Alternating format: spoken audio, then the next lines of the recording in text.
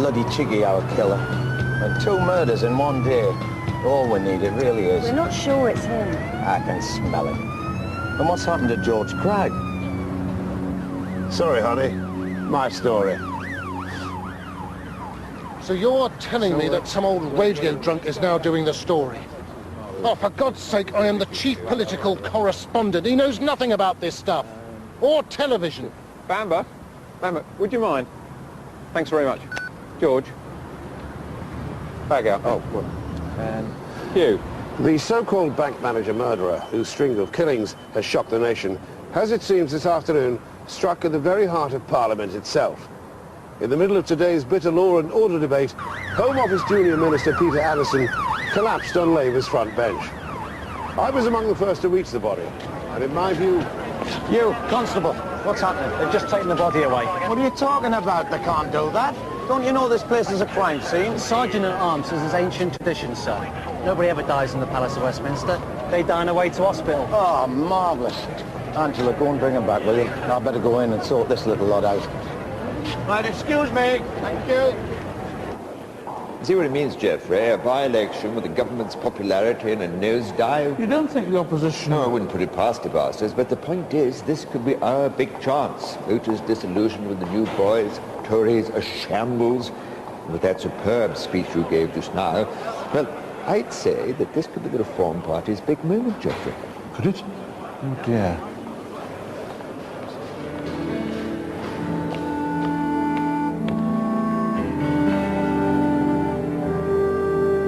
Small wonder that Labour MPs of Westminster are in a severe state of shock. George Cragg, BBC News, Westminster. Hey! How about that then, eh? Brilliant! I bet you're glad you didn't sack him before he got promoted to telly, eh, Beth? No, there's no sign of a murder. I didn't hear any final words at all. I'm sorry, no. Why don't we get to the pub? We can talk about it there. I'm dying for a drink, aren't you? Good idea. Well, hardly. It was a packed house. I should say 600 MPs were the last person to see him alive. All right, you were the first to reach him, sir. Yeah, along with that radio reporter, what's his name? George Cragg. Yeah. That's where the bugger was. Do you mind? For elimination. Well, no. You knew the victim, sir? We all knew the victim. He used to stand up there every day spouting on law and order when the Home Secretary was off somewhere being tough on crime and tough on the causes of crime, presumably. New Labour, you know. He was a junior minister? Yeah. We'd had a chat together just before the debate. He wanted my cross-party support over the bank manager murders. Very sensible. No, not at all. Ask my chap, Henry. Standard practice, lay into the Home Secretary whenever the police cock up, apparently. Not that... I see.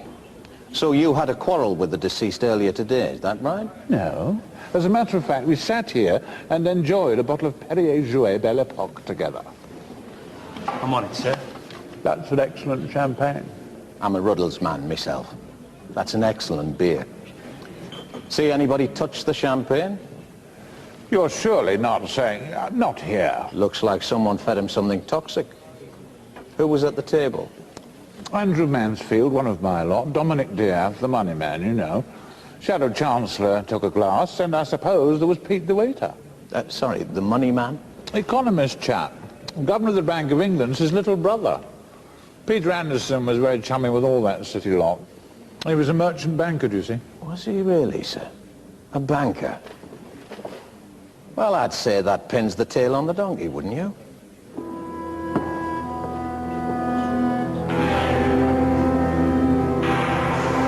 Turn the news on.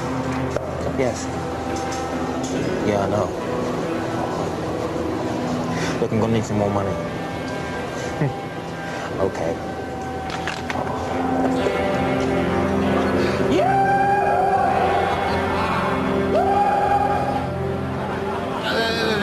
Of obnoxious, self-opinionated bastards.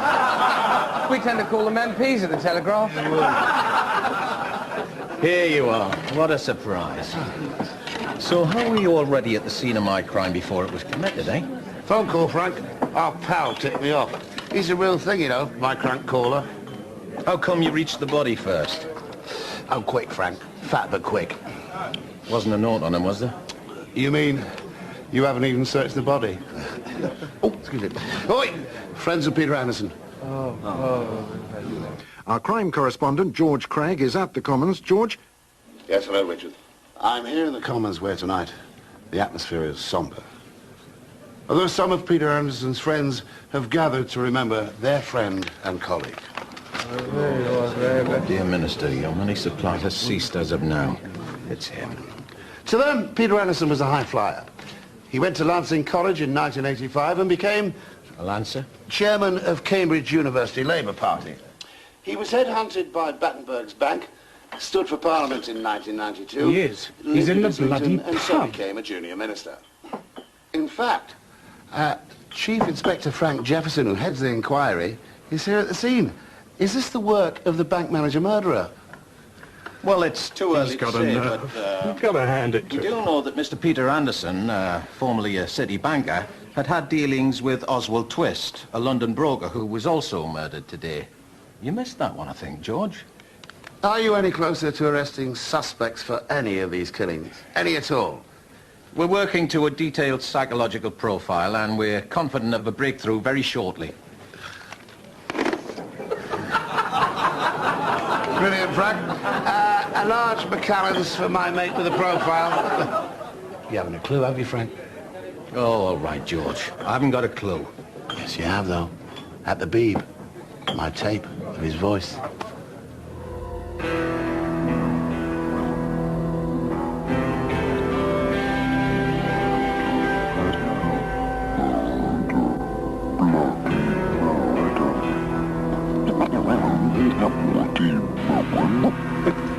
Bloody murder. I need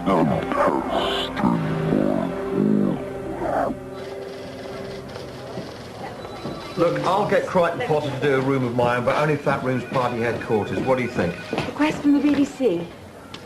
Okay. Didn't make it to the party last night, Henry. No, I was busy with the party. This party. Working.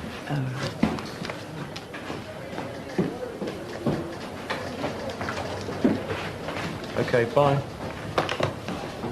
Our deepest condolences, and we in the Reform Party seek to make no political capital out of the tragic death of the member for Talbotting. Yep. Yours sincerely, Geoffrey Crichton Potter, MP. And the facts? To the chairman of the Reform Party, Talbotting, this is the big one, exclamation mark. Choose candidate and let's go and stuff the buggers. Hello, my dedicated team! CP, we're a hit. The press are gagging for you already. Henry, your speech was absolutely first-rate. I brought the house to its feet. Well, Reform Party leaders have often done that. The minute they get up, the place empties. Oh, no. I mean it. I mean it. What did I say again? Oh, break down law and order, economy thrown to the money men, government driving its citizens to murder, total bills. But it sounded good on ITN. Henry, you've no idea how much I rely on you. Oh, I do. Oh, the house went wild. Except for poor old Anderson, of course. He just sort of lay there sprawled out with his mouth open. Awful thing. It's wonderful, CP. Oh, now, steady on. Mustn't speak ill and all that. Oh, yes, we must. What does a dead MP mean? Well, a time for members of all parties to put aside... It means a by-election. You've just given the most successful speech in your career on law and order, and a government spokesman gets bumped off in front of you. We're on a roll, CP, and it starts at 1 o'clock. Come on. The question then is, to what extent have these recent events damaged Labour's popularity? What do you think? Well, yes, I really think it has, and I think what Geoffrey Crichton Potter was saying is absolutely right. OK, well, judging by the calls we've had this morning, you're not alone. And that was In the Red, the song all about the murder of poor old bank managers. It's, I think it's number 4 in the charts this week. Anyway, here's something a bit more tuneful. The Windmills of Your Mind. Like a circle and a spiral. Morning, Martin. God, listen to that. Musical Mogadon for the Draylon generation. Why not get them to play something else? What's the point of being controller of Radio 2 if you can't make them play stuff you like? What, I'm have to climb into my office every day over sacks of evil letters from biddies in Chine? Yeah, they hate me, you know. I get these old ladies sending me obscene death threats just because I cut Sport on 4. I mean, nobody listened to it. Not that that marks it out. This fellow Cragg of yours is creating quite a stir with these murders, isn't he? Strong stuff. I shall keep my eye on him. Yeah, it's a pity we didn't get a well done from the DG. Ah, well, he's had to go off to Cannes, poor thing. Holiday? A television festival. Oh, of course. Martin, have you a minute? Yeah.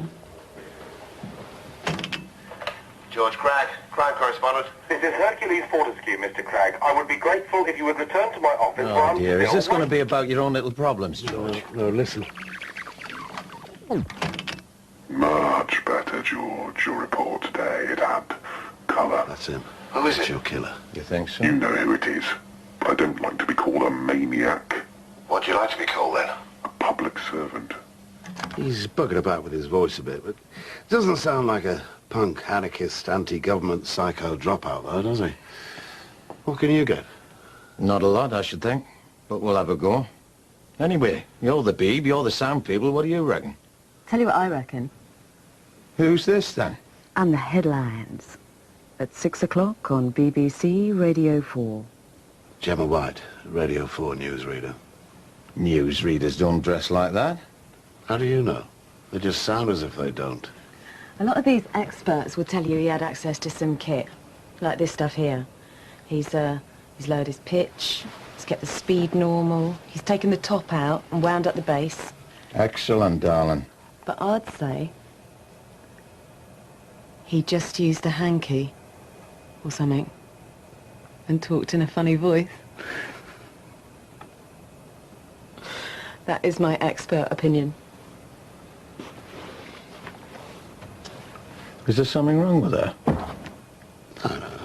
She's just been having a puff. I'm a police officer. I ought to arrest her. You can't do that, Frank. You'll bugger the 6 o'clock headlines. So, Martin. The DG. Yes, well, he's an excellent man, as I said the other day. He's very committed, very forward-looking. He's a clever man. Martin. Well, I know he's made life difficult for us, Charles, but he's a realist. He has vision.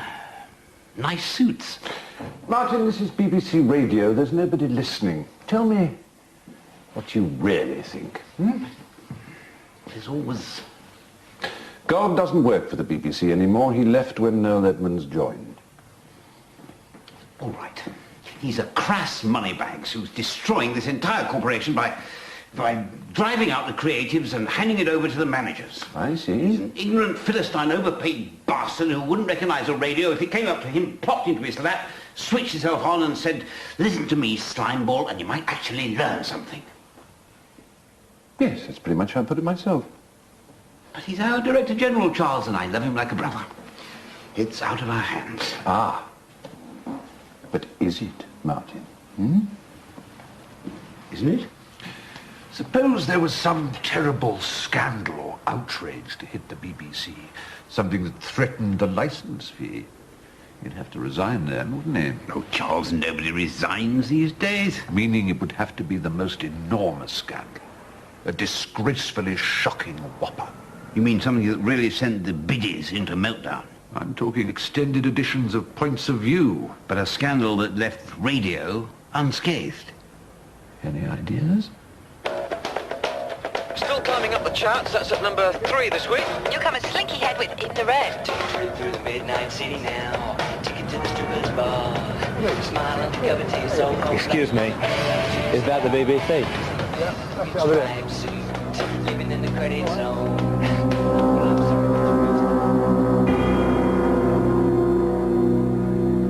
But I don't like elections. I don't understand them. You don't understand politics either. That's never stopped you in the past. Oh, all right.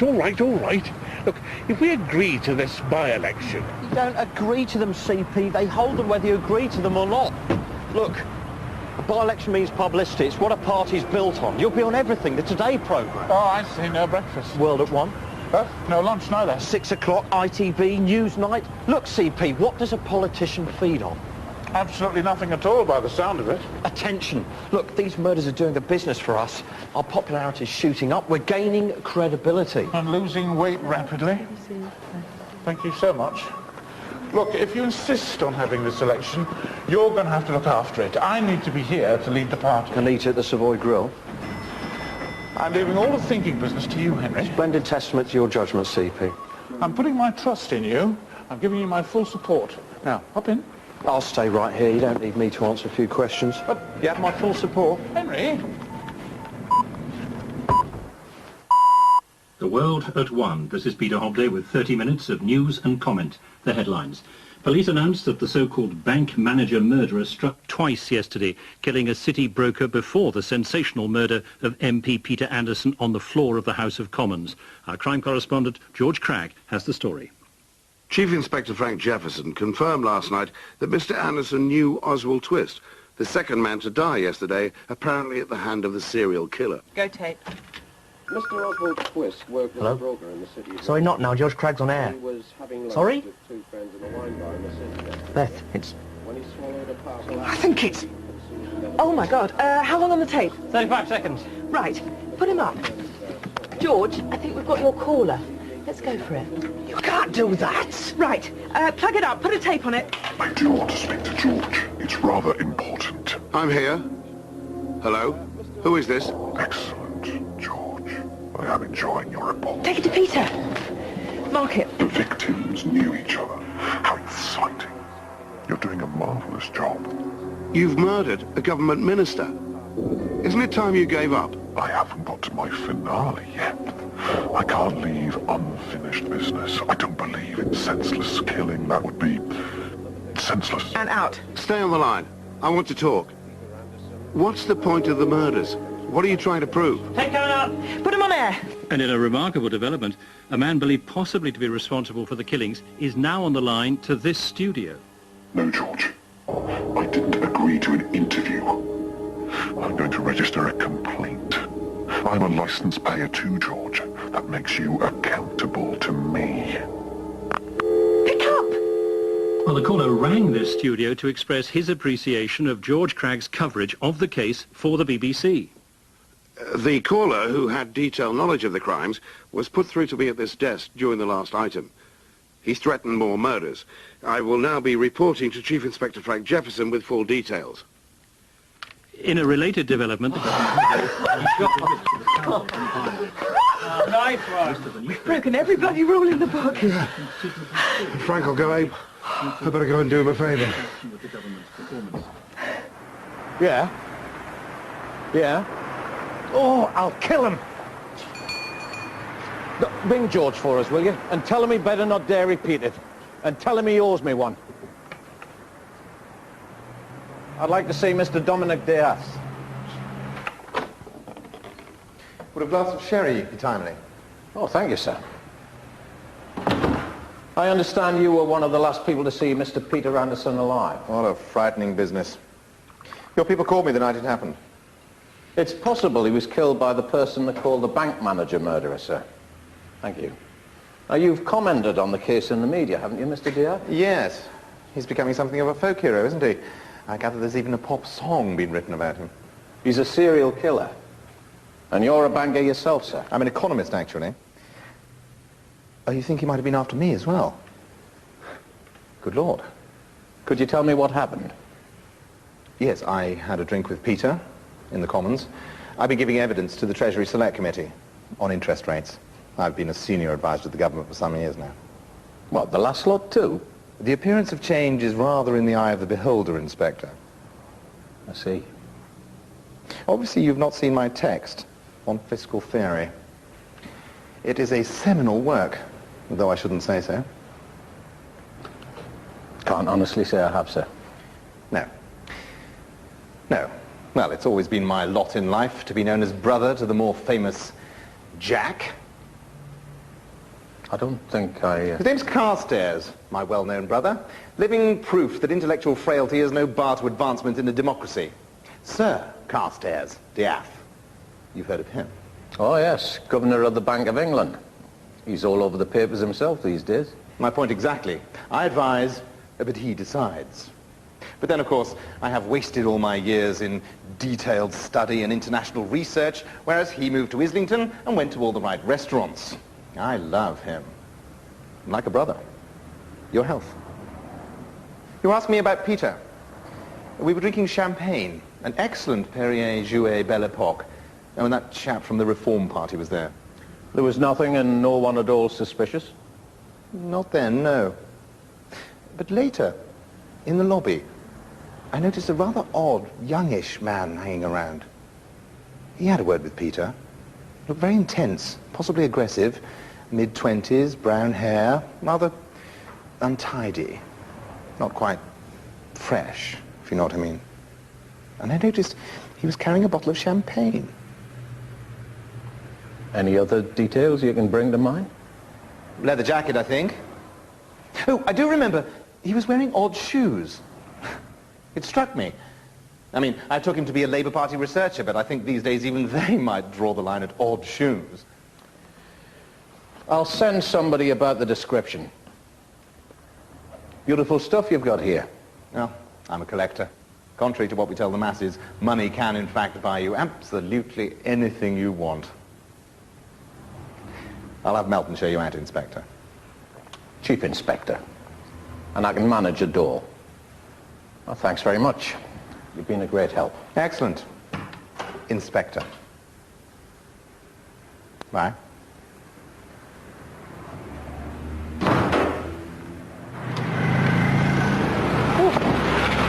Oh, snotty git. But a giant step for mankind, Angela. I think you've seen our killer.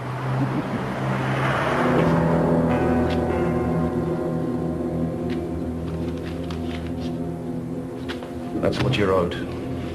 I'm bored. I need things to happen. You've just got to wait. Now, you understood the deal. You've got to do as you're told. That's how we're going to play this.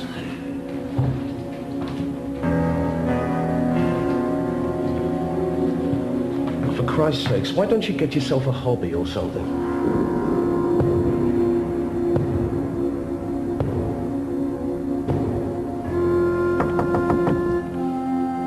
Mr. Fortescue? Mr. Fortescue? Are you there? Well, one thing's certain, Martin, and that is the timing's right. Is it? Oh, yes, that death in the house was perfect. Everyone's now yapping on about Anderson and his nonsense about the license fee. It stirred all the old biddies out there into a public debate about what they get for their money. What do they get? Blankety blank and 2.4 jokes. And the DG wants us to go into bi-media partnership with that lot.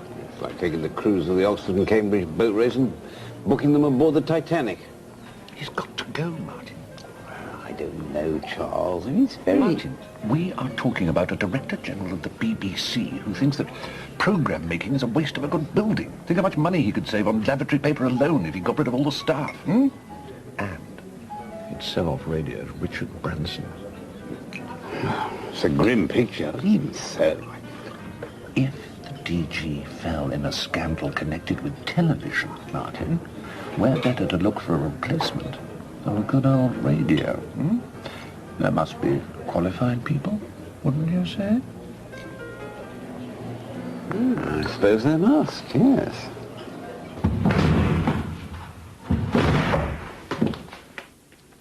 The BBC is a rule-based corporation.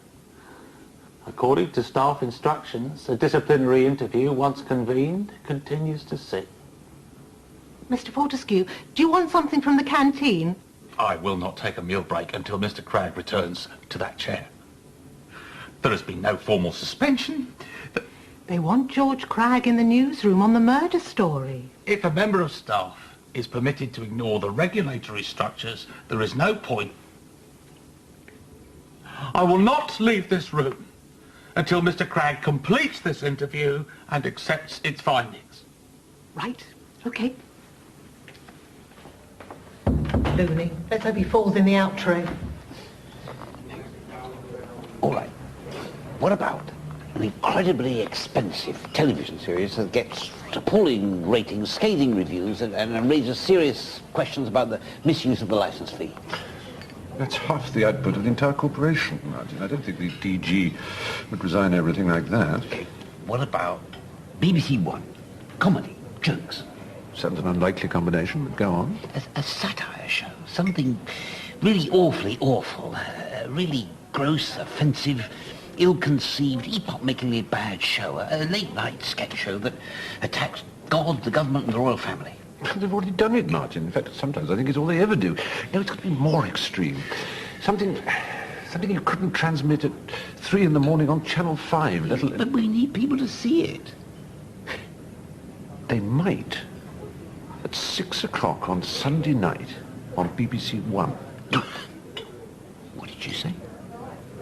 6 o'clock on a Sunday evening, One. Isn't that Songs of Praise? Used to be. Until the BBC scrapped it and replaced it with our show. You can't ditch the God slot. It's in the remit. Not ditch it. Use it to present the world's first ever smutty religious satire show. BBC One would never make it. Jim Wilkes simply wouldn't buy it, would he? You know, he just might. I wonder what we should call it.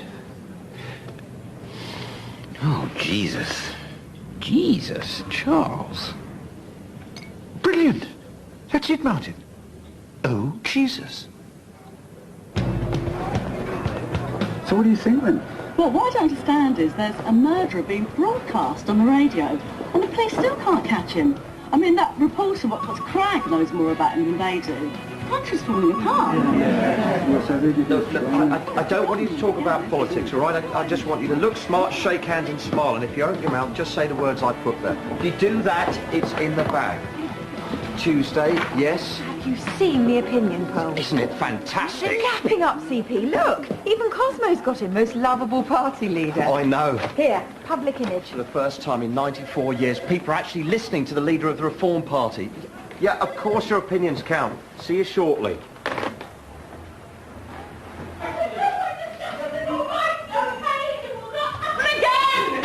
It was a triumph, I tell you. It was a coup de studio. In fact, George, I'd be honoured to buy you a pint. Blimey, an exclusive. Later. I still owe Frank a favour. Plus, he's got a description we could run, which should keep Miss BA Honours happy if they haven't booted her out. They haven't. And you can forget the pints. You're on every bit of output you've ever heard of. If I'm going to take flack for you, you can earn it. Hush now, little one. And when are you going to get your act together and learn to do that digitally? There's nothing wrong with old technology, darling. It does the trick. Except you just put that bit in the wrong way round. Oh, hello. Is he there? Hello, Tony, you old lush. Oh, come on. Look, I need a favour for a dear friend of mine named Frank. Yep, he's having trouble tracking down a very strict lady of Soho. Initials MS. I know it's a silly old cliche, but I just thought of you and that story we never ran in '94. Well, come on, you wouldn't want it to fall into the hands of Woman's Hour now, would you?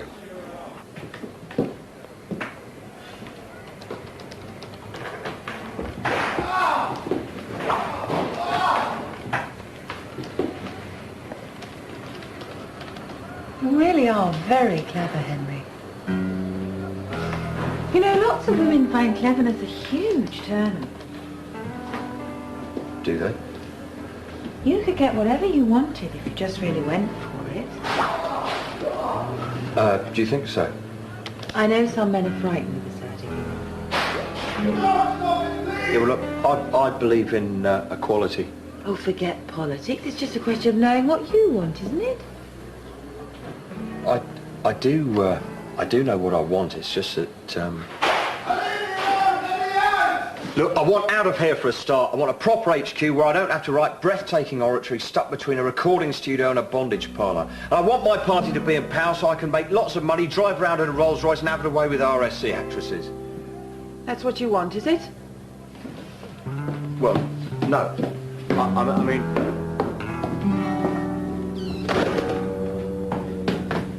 That's what you paid for! I've made a mistake!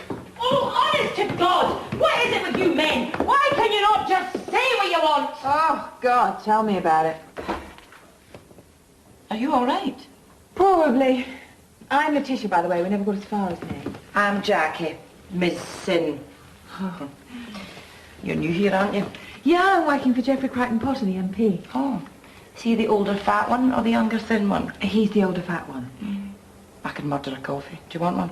Oh, yeah. Come on up. 86, and all think they're married to the mystery voice. Sir, What? I'm up to my arse in these shoes. Commissioner. Frank, no pressure. I just thought you should know that this morning the Home Secretary came to see me in tears. Blimey. As whatever you might think, he's a very sensitive man. So sensitive that he'll probably cut my budget if we don't sort this one out. We have a number of leads. It's a nightmare. Frank. I gather one of them is a Soho lady. Yes, gave one of our corpses a caning the night he died.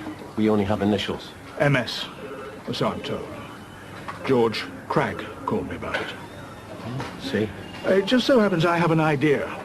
You, check out this address in Rupert Street.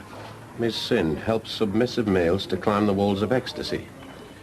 I have absolutely no personal connection with this lady. Is that absolutely clear? And we could do with something to cheer up the Home Secretary by Friday. You understand? I certainly do, sir.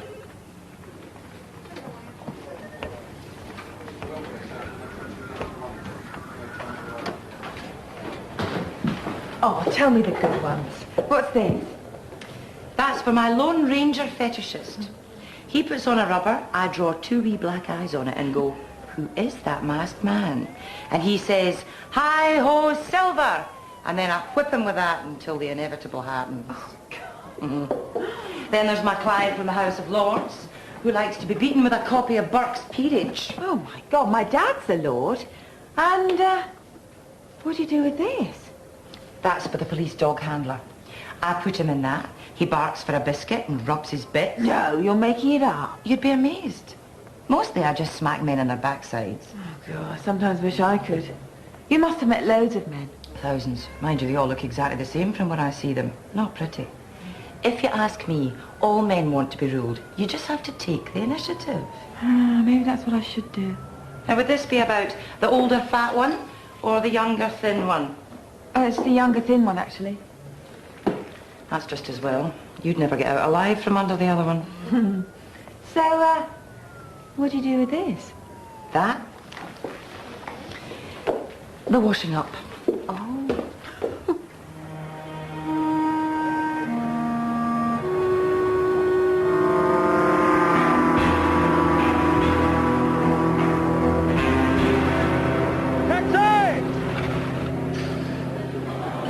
I think it was very refreshing and most helpful. Ghastly. 40 minutes with 2 Army cadets who wanted me to make more programs about Army cadets, and the chairman of a wildlife survival group who claimed I was part of a conspiracy to conceal the truth about badgers. I had a woman who threatened to hang herself if I scrapped you and yours. Oh, hold on. Hello? Oh, yes, darling, yes. I just wanted you to fix up that lunch with Jim Wilkes. Could you do that? Thanks, Jenny. You will never guess what he told me when I rang his office. Jim Wilkes listens to my network. He actually listens to Radio 2. Good God. It just goes to show the man is a boneheaded idiot with the aesthetic sensitivity of a pork scratchy. In other words, the controller of BBC One, Charles. Quite. Anyway, he can do lunch. His people are speaking to my people. He said he couldn't fit in an appointment until next month. Then I mentioned lunch, and he suggested Thursday. Yes, but how are we going to convince him, Charles? Simple. We just persuaded him it was his idea. No, there's only one real problem. If this program of ours is to be so cringe-makingly bad that the Director General has to depart in disgrace, who's going to make it? I mean, are there producers out there in television with the level of incompetence that we need? Not really. They're all in management. Yes, quite. So, where in the BBC do we find the perfect moron, the true idiot, guaranteed to drop the biggest clanger in broadcasting history? Yes, really, we need someone who's never made a program in his life, someone who knows nothing about television. Someone from a department like editorial policy or corporate affairs, car parks. Someone who's a bureaucratic imbecile. A personnel officer. Oh, my God. It's breathtaking. Isn't it? What was the name of that man, that total lunatic? Hercules Fortescue. That's brilliant. Except by now he may have starved himself to death. Helen, see if you can get hold of that man Fortescue. So I did this 10-minute profile of the Governor of the Bank of England, based entirely on the 3 photos in Hello magazine. I heard it. Will he run the economy as well as he does his beautiful home? We've only got an hour. Beth wants us back for the 6. Well, you know what I say. If you've got to face the music, Make sure you can't see straight. Couldn't lend me a five, could you? Why would I give you a fiver, you idle old sponger? So I can pay for a round. You get it back in liquid form, it's modern economics. You wouldn't recognise modern economics if they jumped out of a cash dispenser with nothing on.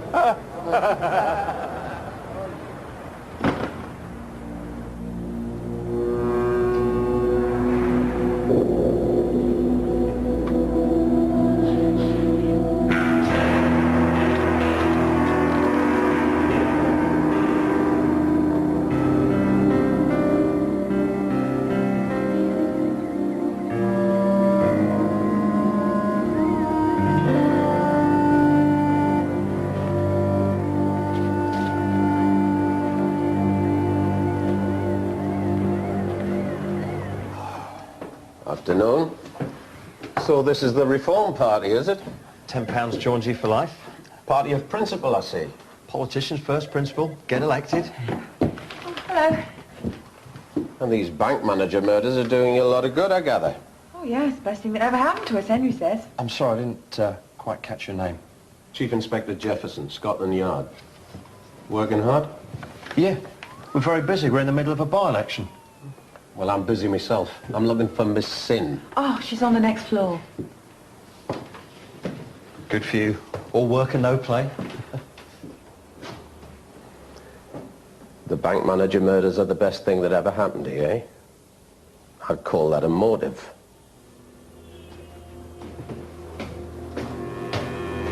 Come on, you public weights. You better hit the speed limit. What does he mean by his finale? But why do I feel he's got it in for me, Max? Not got any bank managers in the family. Do I look as if I had? Talking of which, you couldn't lend me a 10 for some petrol, could you?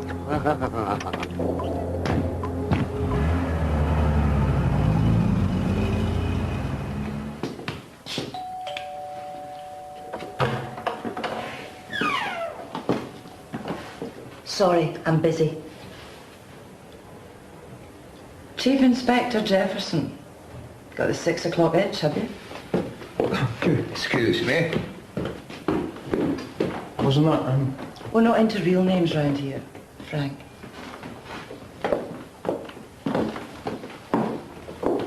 The area forecasts for the next 24 hours. Viking, north at Sierra South. We've lost New York. South. What do you mean? I think 5 Live have taken it. Well, get it back then! Where are those two? Just when you think Craig's finally turning into a reporter, I'll fire them both personally. Southeast to the I left my empty in the pub, Durham. Woman's Realm doesn't have a financial page, does it? Hurry up, Max. We're nearly on. Damn, we're late. BBC News at 6 o'clock. Channel 1. Max! It's 2 Japanese tourists. Bloody World 1. Here £50 a piece, they are. How's a red light? We usually stop for those. I expect they're just sauntering back from the pub, all mellow. We're going too fast. No, the bloody brakes have failed. It's the bastard murderer. What?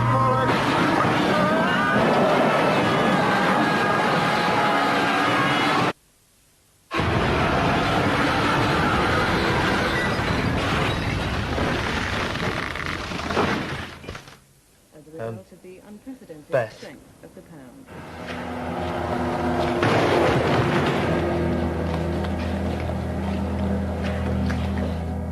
You wouldn't have one of them from the other end, would you? Name's Inchcape, bank manager. He was murdered in his office last Tuesday. We think he was here with you just before he died. Ah. Yes. He liked being smacked with a rolled-up umbrella. I wondered why I didn't see him again. Hang on.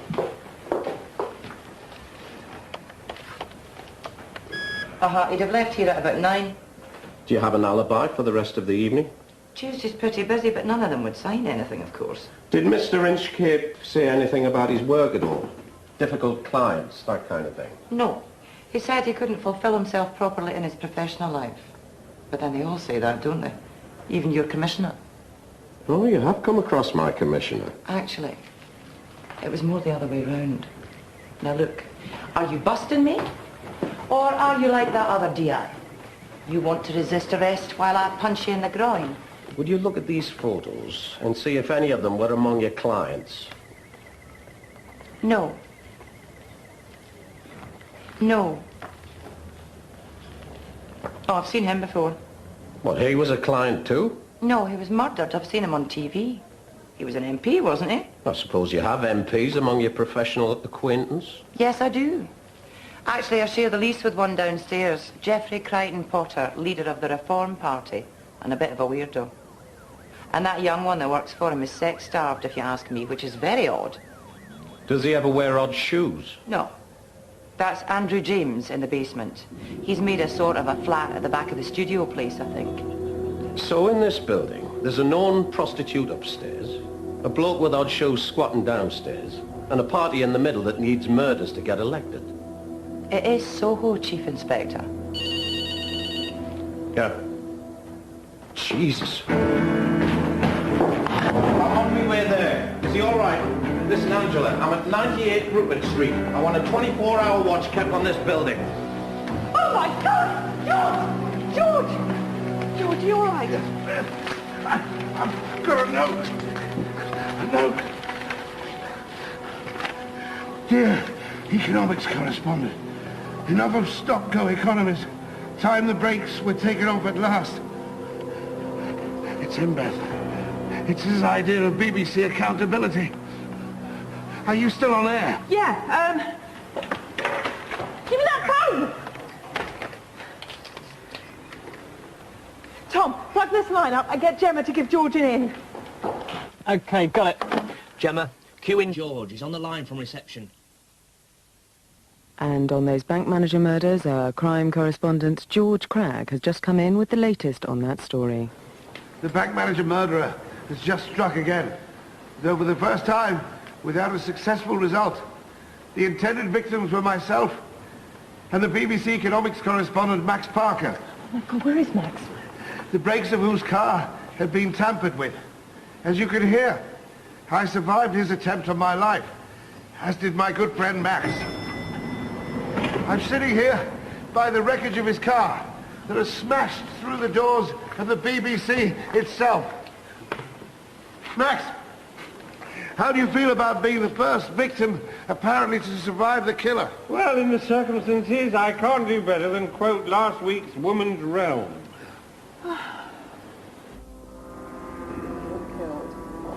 Campaigning starts this morning in the by-election at Torwoting, seat of the murdered government minister Peter Anderson. And after the attempted murder of BBC reporters George Cragg and Max Parker yesterday, the failure to catch the killer is expected to cost the government a large number of votes on polling day. Opinion polls already...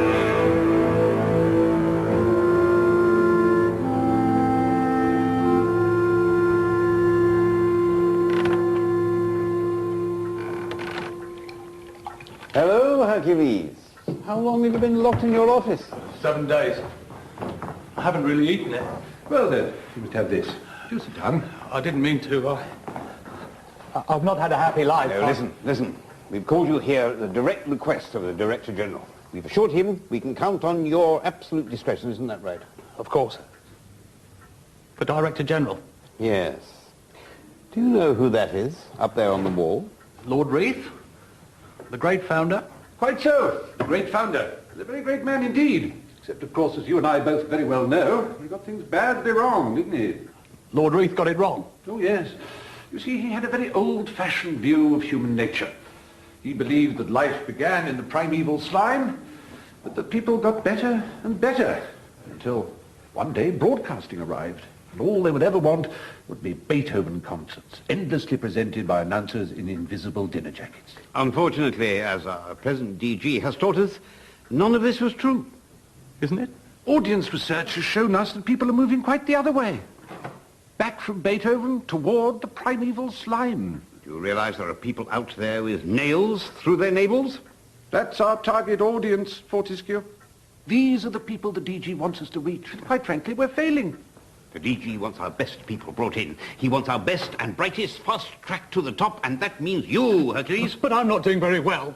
I've specifically ordered a radio journalist to start an Frankly, attachment. Fortescue, If you have ambitions for a top post within this corporation, I should learn to take a more relaxed view. A relaxed view? The DG is looking for a new breed of producer for the broadcasting of the millennium. And in a flash of inspiration, we thought of you. You want me to produce a radio program? No. We want you to produce a television program on the nation's premier network. On BBC One, Hercules. And cue. As polling day approaches, campaigning here in Tolbotting is hotting up. And with Labour's comfortable majority transformed into anger and suspicion, and the Conservatives little more than a novelty party, the Reform Party has been pulling out all the stops to extend its already commanding lead. It is a political force whose day seems truly to have come. Could you tell me your policies on youth? We're for it. It's only £10 to join. You can just sign here. God, Henry, I'm exhausted. But just so many people have joined. Don't drop yet. We've got to get a campaign bus, we've got to raise election funds, and we've got to get out on the doorstep. And I really must write some policies. Yeah, no, the other parties are all over the shop. New Labour aren't new anymore. They can't catch the murderers. And as for the Tories, well, quite frankly... What? No. Yes! All right, first opinion poll.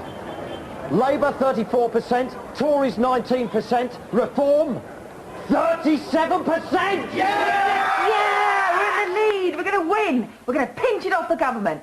Oh, it's fantastic, Henry. I really don't see how it can go wrong. Oh, hang on. I want to join the Reform Party. I want to help at Tolbotting. OK, sure.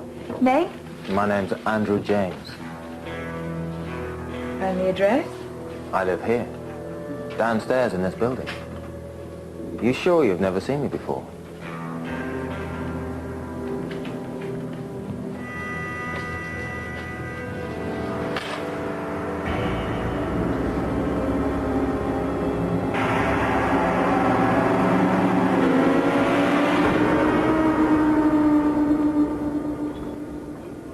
Over here, Mr. Wilkes. Shall I bring you your scotch? No.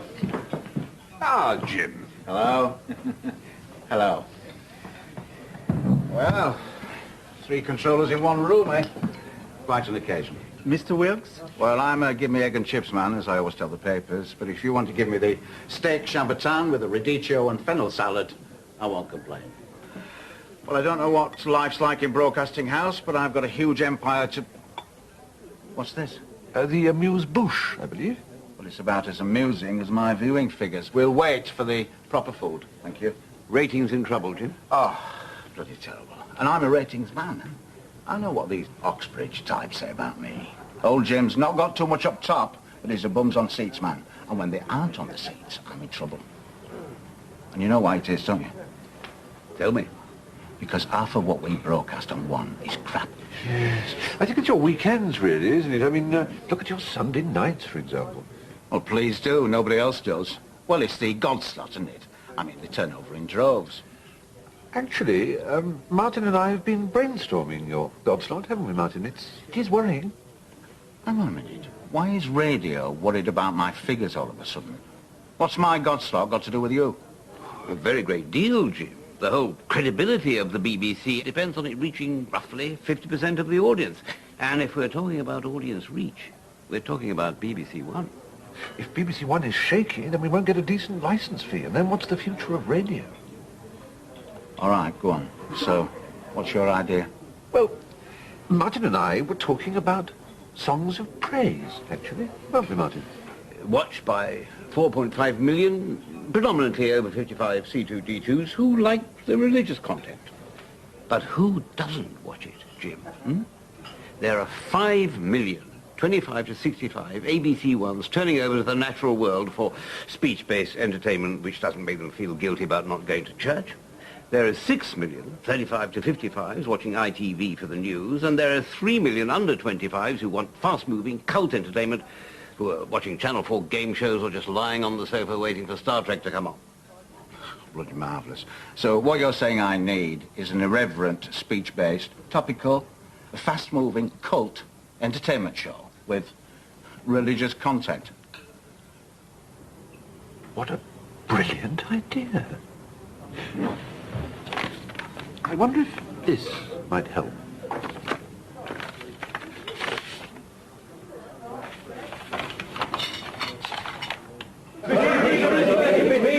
Bamber Simpson, BBC. Mr. Boot Heath, what's your attitude on Britain's membership of the European community?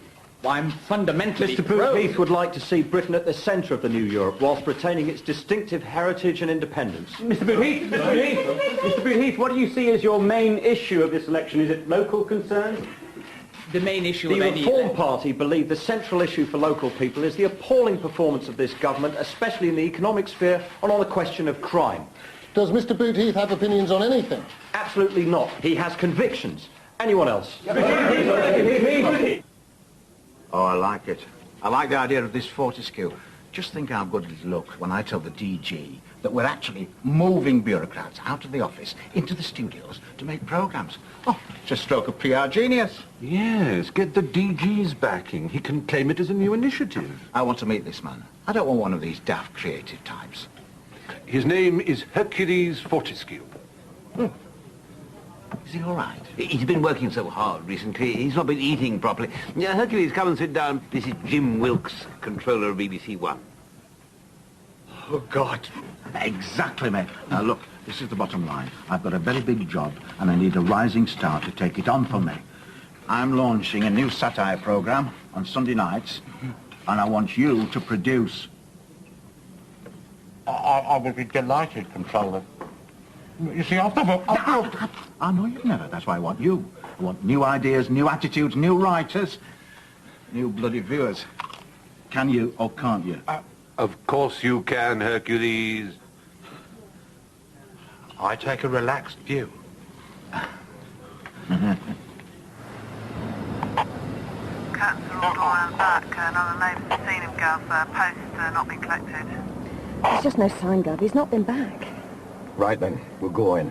Stand by. So, have you got the warrant yet, Frank? George, what I've got is an emotional Home Secretary and a commissioner who's going to ask us if I want to spend more time with my family. So Ways and Means Act, all right? All right, in we go, lads. Go, go!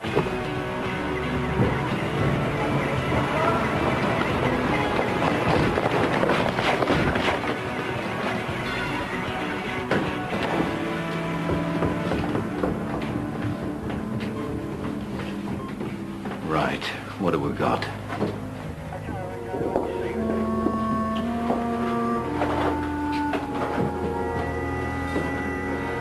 Dear Mr. James, any further use of your card will therefore constitute an offence for which you may face prosecution. L. Cartwright, Croydon. Half the population get letters like that, Frank. This one, Gov. Dear Mr. James, I am compelled to withdraw your facility. J. Addison, Midwest Bank, Tooting. Bingo! At last. Well, what do you make of that, George? Bloody hell, Frank. Inspector, have you brought me your office outing? Where is he? The bloke who lives here. He's involved with the reform lot. They've all gone off campaigning to that place. Talbotting, isn't it? Vote reform. These men are dead. You could be next. Vote reform. Don't die for their mistakes. Vote reform. Oh, we are doing brilliantly, Henry. Well done. Yeah, we're not so keen on our canvassers spouting bloody murder quite so graphically. And we could do with a candidate who's got an IQ higher than his shoe size. Yeah, we need CP, don't we? Yep. The moment has come, except it'll be at some radical alternatives to poverty lunch at Marco Pierre White's. No, I think it was an anti-vivisection league dinner he had, actually. Well, he can tell them to eat their hearts out and get himself up here. There's a tide, Letitia, and the Reform Party have finally got the surfboard.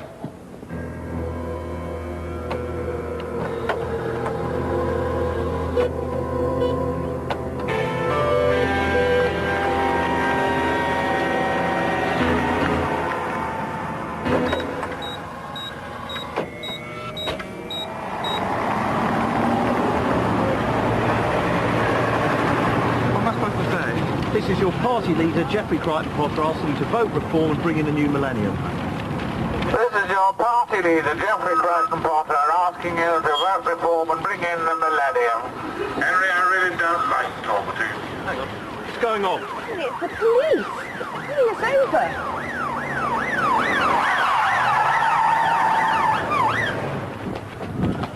I'm looking for Andrew James. Have you got a warrant? He's not here. He's got his own van for canvassing. Can't you hear? Follow the van. Get some backup. There's an election inspector. People are making their democratic decision. There's also a little matter of 6 murders. What the hell was that? Where? On my way. Make that 7 and count it. He's bombing the southern banks, right here in Talbotty.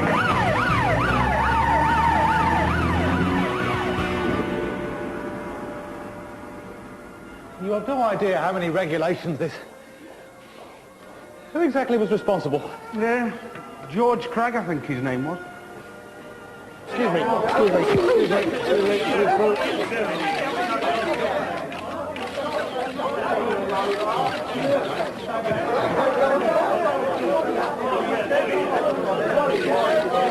Chief Inspector Jefferson, can you tell us what happened? He was loading his cash dispenser and it exploded. A similar device was used across town. Does this bear the hallmarks of the bank manager murderer? Yes, it does, George. Excuse me, officer. We are bank managers here in Talbotting, and we're disgusted at your incompetent handling of these crimes. Lives are at risk here, you know. We could all be dead by tomorrow. How do the police react to the feeling of the public that they don't sleep safe in their bed at night? You bastard, George. Ladies and gentlemen, listen to me, please. I appreciate your concern, but we will give you all the protection we can. A suspect is being pursued as we speak. I anticipate that an arrest is imminent. Well, where is he then? Gov.